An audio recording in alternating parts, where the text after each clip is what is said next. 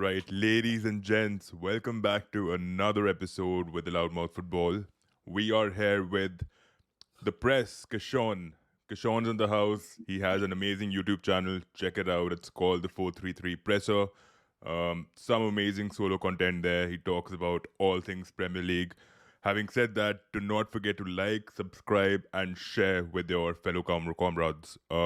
Liverpool versus Man City, bro. One of the biggest fixtures in the modern day era of the Premier League. Um, to be honest, I'm like completely blank about this fixture, right? There's nothing that I don't know about Pep. I know what he offers, I know what Klopp can offer, but I just feel going into this fixture, the stakes are so high.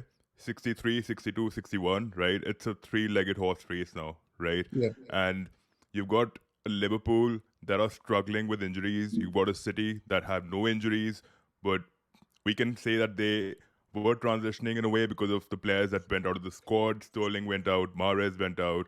Grealish is injured. They've got a Jeremy Doku who's been quite the revelation. What do you feel about the fixture? Well, first of all, today I was having a discussion with a friend, and I was talking about the injuries that Liverpool sustained, and in particular Salah. And I saw where he came back from injury. Are you in a echo? No, you're good. You're good. Okay, so yeah, so Salah returned back from an injury, and I was thinking that would have been a boost for Liverpool. However, I know that in the past couple of weeks they sustained injuries to Trent as well as Slabbersley and Diego Jota since recently. And I also said to him, this game will be the title decider between City and Liverpool. Obviously for Arsenal, they will be hoping for a draw because I think if they win over the weekend, they will go ahead in first place, especially due to goal difference as well as uh, goals conceded. So that would be the best outcome for them. So I think going into this game, it will be one of the title deciders.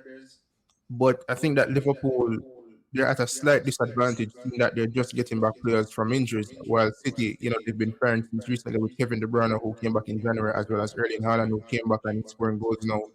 They have Alvarez off the bench who they can play. He scored today once again. So I think City in this game will go in as favorites, just a little bit.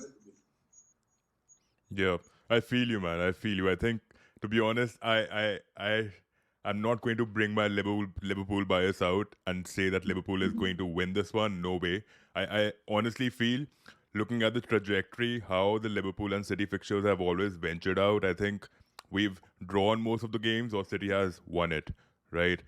We've hardly seen Liverpool winning those games. Maybe twice or thrice in the last 6, 7 seasons, but overall, I'm not really satisfied with the way we play against City. You must have seen this. Liverpool are limited. Even City get limited to a certain extent when they're facing one another. But Liverpool always have the minimal chances, the minimal possession.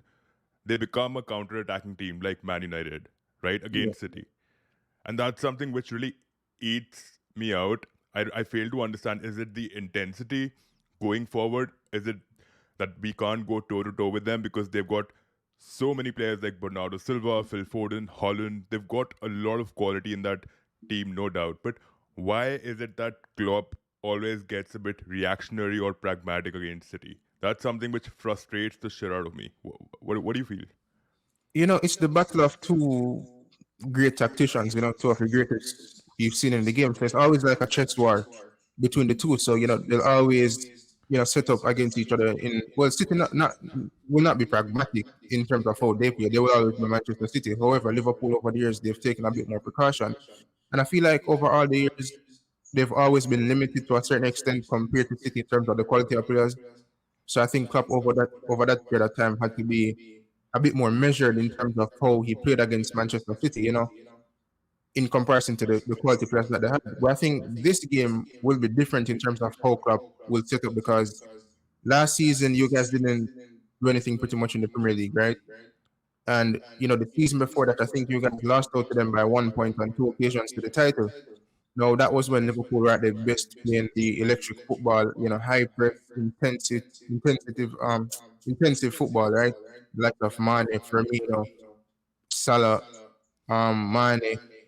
So with some of them being gone, or the Jordan Hendersons for being, who would give you that work rate within the midfield. If you look at the midfield now, it's a bit more technical with Slobodan and some of these guys, Harvey Elliott, Curtis Jones to an extent. So I think it's a case where, because of the quality of players that Klopp has always possessed, and them being limited compared to the City players to an extent, that's one of the reasons as to why he was always pragmatic in certain extent. Yeah, I feel you, man. I feel you. But the ovation around this fixture is so high. You know what? I think City and Liverpool are going to be battling it out to get the top spot. It'll be such a haphazard situation for both the clubs. I feel Arsenal are going to take it somehow. Arsenal have scored 34 goals, in 2024 alone. Yeah, that's Yeah. that's such a massive feat to have, right? And they're not even playing with the Gabriel Jesus. Havertz out of nowhere has had his best phase in this season, right? And it wasn't that we didn't know that he can't play in that number nine, false nine role. He can. He's done a remarkable effort. In fact, when he was leaving Leverkusen, I think he was playing false nine the last couple of months, and he that is his best position. But that's just falling out of context. I think coming back to the fixture, I still feel Liverpool obviously are not going to be the favorites going forward. But I still feel we are playing at Anfield. The likeliness of us having a draw, or maybe having that slight equal chance of scoring a goal and taking that lead, might just work in our favor. You know, um, I, despite I the injuries. Yeah, yeah, I do think, despite the injuries, what Liverpool will have, and we have to look at it in the sense that this is Klopp's last season. So I know that he would want to go off on a high note. Remember that season when you guys were competing for the quadruple and only got the FA Cup and the Carabao Cup. This time you guys kept to the Carabao Cup. You're in the Europa League, favorite for that in the Premier League as well, and the FA Cup. Playing Man United soon. So I think he wants to leave with one of these major honors, especially the Premier League. And I think with this being his last season, him approaching this game will be about motivation, etc. A must-win game. And I think the Liverpool supporters will be up for this game. I think the crowd, you talk about the 12 man. I think on the day Liverpool supporters will turn out in numbers, and they will back these players going into this game on the game day. I think that might be the difference for Liverpool if they were supposed to go on and win. yeah. I hear you. I think even the sentimental value, that emotion, is something which is really driving Liverpool towards getting those results out by hook or crook, scraping them out. Because no one expected us to have a Joe Gomez, a Conor Bradley, deputizing that role really well. When Robertson was out for a couple of months, you don't have a Trent Alexander-Arnold. In fact, we have 10 injuries, right? And you've got so many other people who have been filling in those roles really well.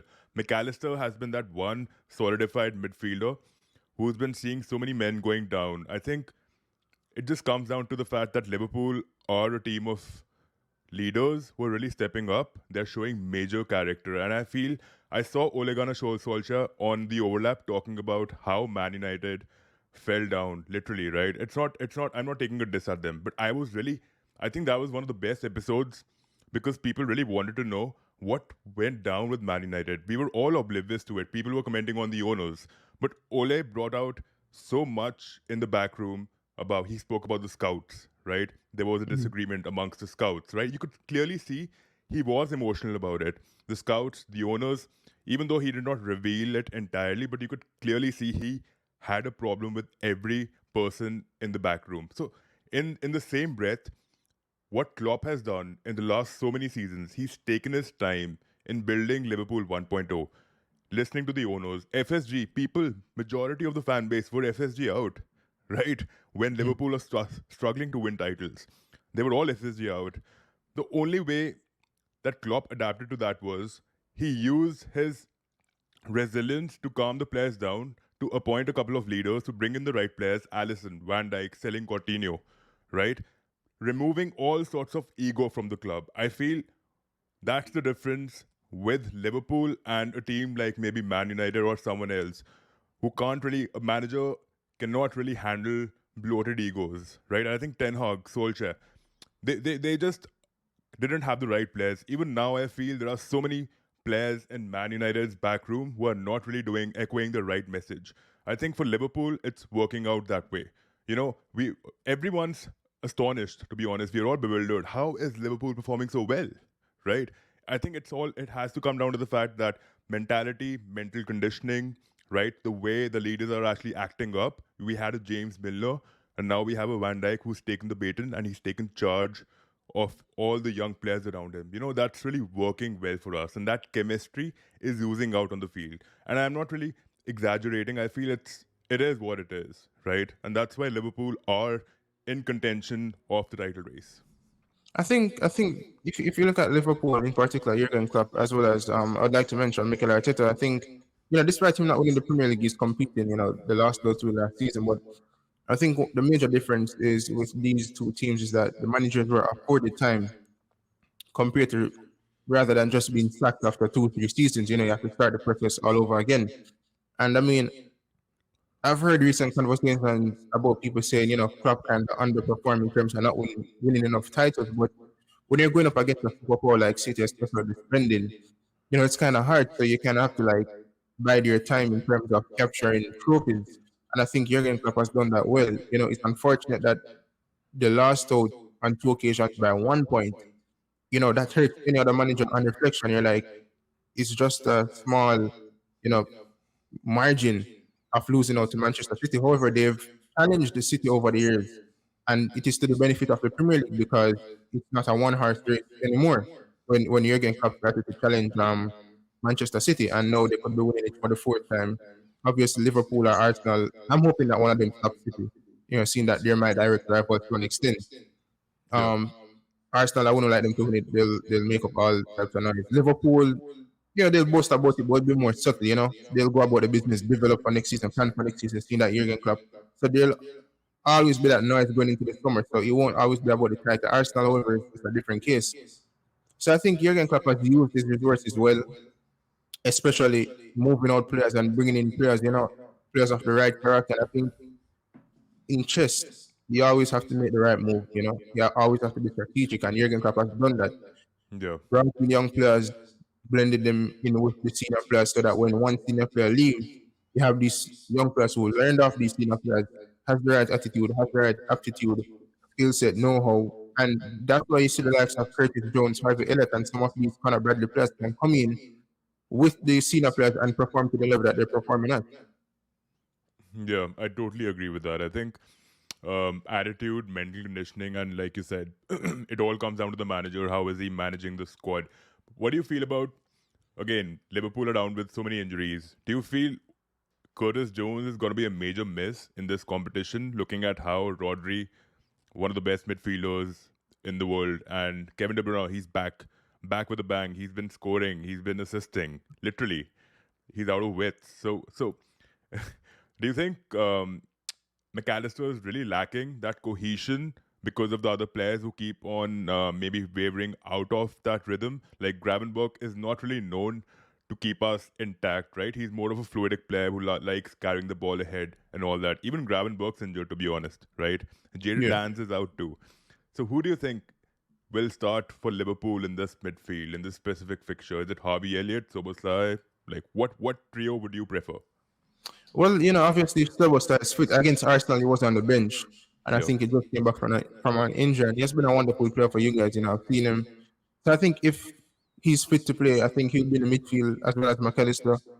Now, pertaining to the other options, I don't know who. I know that Gravenberch is injured. He's injured. Curtis Jones as well, right? Curtis Jones is injured too, yeah. I know that Joe Gomez played in the midfield recently. Uh, but Joe I, Gomez in the last fixture, he played in the midfield, and I don't think he was that good in addition. I think Joe Gomez is more of a player who can play in that fullback position, right? I think left back is something which he really mastered, right? So I don't know, man. I think it's just going to be a tricky competition, right? It depends on the transitional output which comes out. If you're giving in turnovers in City's half, if you're getting turnovers in City's half, I think that's going to be a +1 for Liverpool. But City are masters of counter pressing. That's what always happens to us. We get well, countered. We have so many chances which we concede because of losing the ball. I think Liverpool's problem is we try dominating those plays, we lose the ball. Rodri passes the ball out to fucking Doku or to Phil Foden, and my you can't really stop the sheer force that Phil Foden brings on, man. So it's just this is what really worries me going into this fixture. Like I think it's just gonna be like a really tricky one. I think if Pep gets it right, if he gets his players right, if he gets the formation right, I think it's Pep's game for the taking. What I will say is that, going into this game, I will say that the midfield wins this game for either team. And Yeah, I think City's at full strength with their midfielder, Phil Foden, Kevin De Bruyne, as well as Rodri. And it's going to be hard to stop Kevin De Bruyne and Rodri, especially. And the addition of Phil Foden, seeing how we played against United, especially in the second half. And the chances that City do create against teams, if Erling Haaland brings his shooting boots, then it will be game over. You know what I'm saying? So I think Liverpool will definitely have to be sound, especially on that right hand side. Um, I mean, on the left hand side, well, on Liverpool's right hand side, which is City's left going down, yeah, Liverpool will have to be careful in that sense because they have the likes of City has the likes of Doku and, as I said, Alvarez as well. So Pep could even go full strength against you guys in Haaland and Alvarez if he wants to, as well as Kevin De Bruyne and Rodri will be on the pitch. However, I think City is normally a team that they will give away a one goal. You know what I'm saying? yeah. I think the intensity of the game will change depending on if Liverpool does score first. But going into this game, Yeah. I do give City the edge a little bit, seeing that they're at full strength with Kevin De Bruyne and Erling Haaland in the team. I hear you. You know what I feel is if you see City's front line, right? I think they have that grip over the game to get in behind the defense. I think Liverpool, if you look at the wingers, Luis Diaz, Mohamed Salah, come on, he's world class. I'll just keep him aside right now. I'll talk about Luis Diaz in this role. I think he's more of a link up winger, and he's not a person who can make those runs in behind. He's not as pacey as Doku or you can talk about Phil Foden, right? I think he's not that direct. He needs a midfielder coming in and Mhm. linking up with him for him to do a one-on-one and then make that run in behind. So I just feel if you talk about getting chances, I really miss Sadio Mane, man. I think Sadio Mane was that one player who used to take the opposition out in a whiff, right? Those runs that he used to make. And plus, he was so confident and tenacious inside the box. That's what we are missing. I think even our field tilt has reduced massively. You know, Klopp has tweaked the formation in a way that Darwin Nunez coming for Liverpool is turning out to be that traditional come falls nine edition, right? You're getting to see a proper traditional striker-esque coming into the box and trying to take those shots. Earlier, it was Firmino who's trying to play in that false nine role because he was never a great shooter. He used to have a Mane or a Salah inverting and taking those shots, right? So the system has changed, but I still feel it's not enough for us to uh, beat City is why I'm so jittery about this competition. Plus, I think Diogo Jota is going to be a major miss.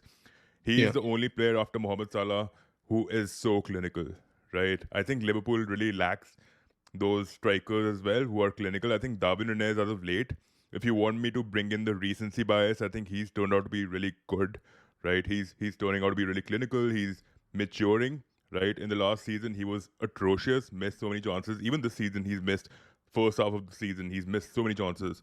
But I think we are growing in the right direction. But for this particular fixture, I have my doubts, right? And to be honest, you spoke about City conceding goals. They do concede goals, but being a Liverpool fan, I know this. I think our defense is more leaky. I think Van Dijk is doing a good job, but Konate at times he loses his runner, right?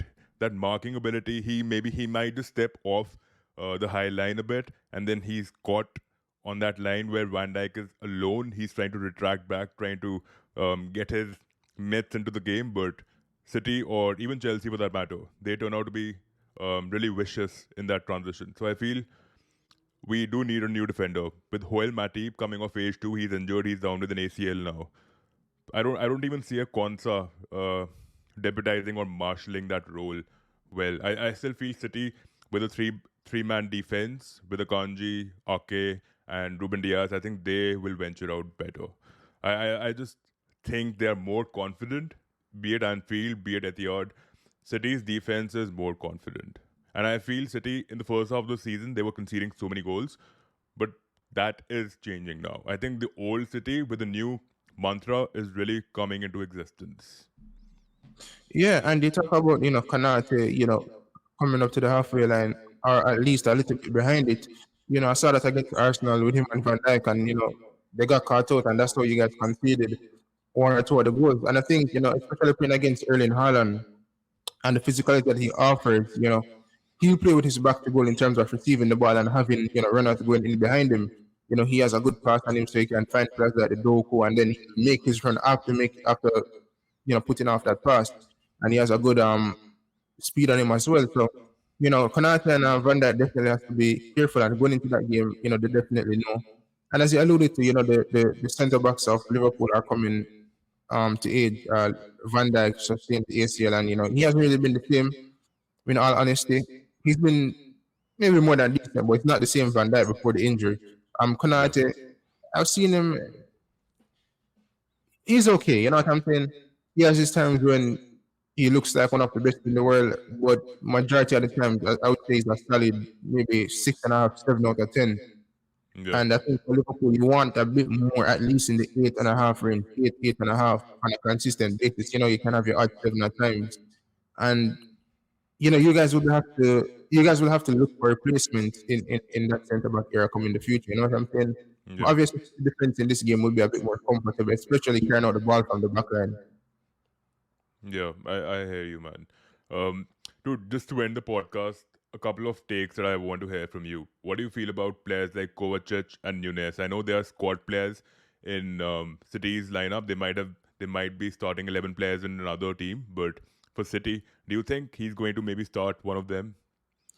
Well, I didn't watch the City game today. However, I was in a group with my friends at the center picture. I think Nunes sustained an injury to his finger. Yeah, I'll pull the line up. Yeah. Yeah, I think Nunes sustained an injury to his finger today, a broken finger or Oh wow, dislocated. Yeah, so I that's don't think he'll be featuring.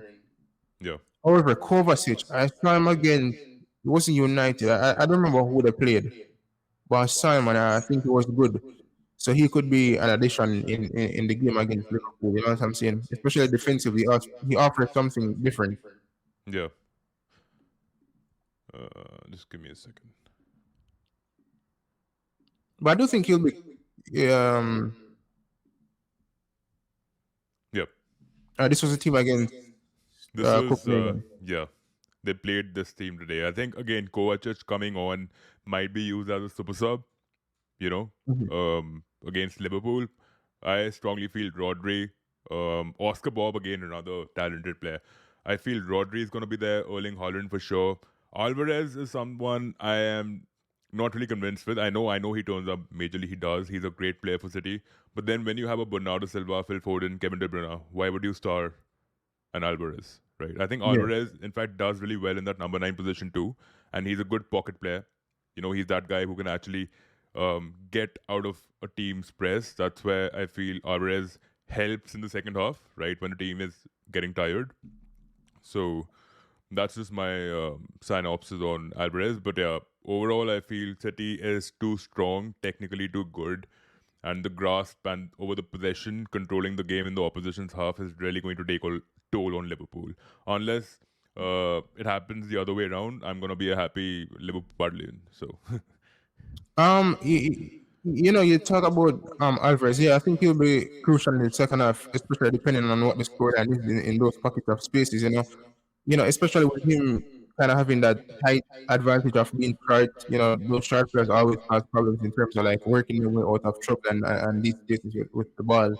I think Doku will get the nod on the left hand side. Just seeing that Liverpool is kind of weak on the right, and I think with him kind of just offering that dribbling ability that he has and being a bit more direct, getting to the ball and putting the ball back across the face of goal for the likes of Erling Haaland. I think Pep will want that against this Liverpool team. And obviously, they will be dominating the ball majority of the time compared to Liverpool. They'll have more possession. I don't expect Liverpool to sit back against cities like how United did, so they will have the possession as well. But City yep, obviously with more. Phil Foden, on the form that he has to play. I he don't has see to where play. Phil Yeah, Foden doesn't play in this game. You know what I'm saying? And I remember a couple of years ago when he played against you guys and he really put the beating on you guys. I think he scored two he goals or did. something like that. And He had that's he had been, three chances at hand, right? He could have yeah. converted them. I think Allison saved two, but then that game was completely symbolic. Allison gave the ball away twice. That's how City scored that only goal, right, in the last fixture. Mhm. But I'm talking about the game a couple years ago where it was a 4-1 4 3, beating or something. Yeah, 4-3. 4-1, I think. 4-3 or 4-1. The Yeah, 4-1 and was Foden yeah, scored in that game. yeah. Even in the last game, bro, I think Phil Foden really turned up, but then Allison again, he saves us on so many occasions. If you had another keeper, I think Liverpool wouldn't be on the top spot for sure. And But Alisson is out with that injury as well, right? yeah, he's injured, so it'll be Kelleher. Yeah. But I mean, he's a Kelleher turned brilliant up too, keeper. He's a right? brilliant keeper. It's so weird, right? I've never seen Kelleher stop the ball so viciously, like literally, like those jerks, literally coming out with his right hand or right leg, just like spotting it out in the right moment and saving Yeah. the ball, right? Saving the goal line. I think it turned out to be really, no one could foresee that, right? So I Mhm. think Kelleher is a player who's growing really well in that squad, but not as a fringe player. I think he would want to go. He's 25. He would want to get into another team, but for now, I think we are really lucky to have him as well. Um, before we just shut the podcast down, what do you feel about you know which side is Pep really gonna try leveraging the most? Because I've seen Pep overloads a lot either on the left or the right, looking at the opposition, right? So for City, if it's Jeremy Doku, right, if they try overloading on that flank, it'll be against the likes of Conor Bradley, maybe Harvey Elliott or Soboslai, right? If it's on the right, it'll be like Phil Foden against the likes of Robertson or Joe Gomez. What do you feel like? Which is a more leaky situation for Liverpool? Now, I definitely think the right side of Liverpool is a bit more leaky, especially with Conor Bradley. He's still a young player, so he still has flaws in his game. And I think for Pep, with Doku going down that side and them overloading on that side, and Kevin De Bruyne just in between the fullbacks and the central defenders, I think Yeah. that will work best in City's favor. So it's kind of the weak point for Liverpool in my assessment of the situation. And as I said, Konate will be playing beside Conor Bradley as well. And he's iffy in terms of his positioning and sometimes his composure. So I think the right hand side of Liverpool will be a bit more vulnerable. Yeah. And I don't know if you've read this on Twitter. People are preferring Joe Gomez over Robertson for this game. Like, I don't know why, to be honest. I think I do rate Robertson equally good in defense, to be honest. Like with his interceptions, with the dives, and with everything which he brings into the game, he's got capabilities of a really good defender, and he tracks back really well too. So I don't understand why people are really talking about Joe Gomez being deputized against the likes of Robertson. What is your take on that? Now, listen, Andy Robertson over the years has been one of your best players, especially as a fullback. I remember against United when you guys beat us. I think it was 3-1 back when Mourinho was there, and he was like a galloping horse going down that left hand side, and he had all the space, all the time in the world. I know Yeah. the quality of Robertson, and obviously, I think he should be starting off that left hand side compared to Joe Gomez. I've seen Joe Gomez where in big games he has made big mistakes. I've He seen it, does. and I think this is one of the games where if he does play, it can lead to that. You know what I'm saying? I don't think he's made out for the big moments. I think he's a good enough player for rotating and sometimes starting, but he has questions about him at times. Yeah, but which is what is so surprising. This season, he hasn't been the same Gomez which we have witnessed. You must be remembering from back in 18-19 when we won the Champions League. It was Mhm. Gomez and Van Dijk, right, who were together on that road to the final against Tottenham. It was Yeah. Joe Gomez. So we've seen the best of Joe Gomez. We've seen the worst of him, like you mentioned. He capitulates against the bigger teams. But this season too, I think he's been pretty good for us. But still, I would prefer Robertson in that role. But having said that, let's just bring the podcast to the final section. What do you think? Who is going to win this? And what are your predictions for this game? Oh. I'm leaning towards City, seeing that they have a stronger team. As I said, it will be a different dynamic because Jurgen Klopp is leaving at the end of the season. He wants this trophy more than ever, Yeah, and the crowd will be up for it, despite you guys sustaining some injuries. yeah. But I do think, Uh, do you think that bravado is there in Liverpool? Do you think there is that, again, like I mentioned, that sentiment of doing it for Klopp one last time? It is the final fixture in the Klopp and Pep era, right? Like we mentioned, I know Klopp hasn't won lot many trophies, but it's just that, like you mentioned, he's always pushed Pep. So in that regard, do you think we have a chance? yeah, I think that will be one of the advantages, as I've mentioned before. Doing it for Klopp in his last season. But this game is a bit tricky, you know. I'm glad that Mohamed Salah is back because it gives you guys an advantage going forward. However, I just think City is the stronger team. However, you know, Pep has his own flaws in terms of overthinking on some of these big occasions. So that's one flaw of Pep. But you know, just because I feel like I've seen City in the last couple of games, and you know, Erling Haaland, Kevin De Bruyne are back, and they're so clinical. And when I look at Darwin Nunes and some of these players, they're not the most clinical in front of goal. As you mentioned, Luis Diaz, he's a quality player, but he's not as direct. And sometimes when given the opportunity to shoot or score, he doesn't take his chances well. So I Yeah. think City will get this, and I think it probably will be a 3-1 victory to City. 3 to City, right? Yeah. I think, look, the Liverpool, the the bias in me says we should win it by a single goal margin, maybe 2-1, maybe 1-0. 1-0 is not a possibility at all. Maybe a 2-1, 3-2 situation, but I think the rational Premier League fanatic in me thinks it's going to be an easy win or a draw to City. I think it's City is going to be the better team for sure. It's on Liverpool how they see this game out. And it's never happened in the history of Pep and Klopp facing one another that Liverpool have actually played a good game. They haven't. The performances have been abysmal. It's just that we've been scoring those goals. Like Trent scored the last one when Salah held up really well. He laid it off for Trent to finish it in the 80th minute. I think that's where Liverpool have a knack of coming ahead. So I think it's honestly it might be a draw, might go either way, but and Mhm. I don't really want to predict this fixture, but yeah, to end the podcast, um, Arsenal might take it. If we draw, Arsenal's gonna be on top. If City wins, Arsenal are still gonna be on top, right? Yeah. So I think it's a +1 for Arteta either way. But they're facing Brentford, right? Yeah, So it's Brentford. yeah, so I it's think my last point as well will be what I've seen of Liverpool this season is that against all odds, they seem to come out with the 3 points. You know, I think they've scored some of the most late goals across the season. You know, when it looks like it's going to be a draw or even a loss, Liverpool they find a way somehow. So that would be yeah, an extra advantage going to this game. So you know, I think they should have all the confidence going in.